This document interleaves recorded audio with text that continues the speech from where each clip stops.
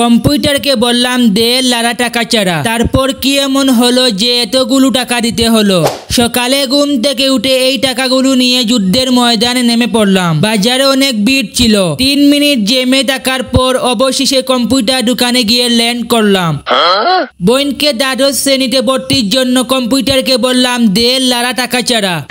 কিন্তু আমার কপাল এতটাই খারাপ যে টাকা ছাড়া কোনো কিছুই হলো না। ভেবেছিলাম টাকা বাঁচলে নিজের পকেটে ঢুকাবো, কিন্তু শেষমেশ টাকা দিয়ে করতে হলো। বোনকে নিয়ে কলেজে যাচ্ছি, এই টাক মামা সামনে না গিয়ে পিছনে যাচ্ছে, মানে কি আর বলবো।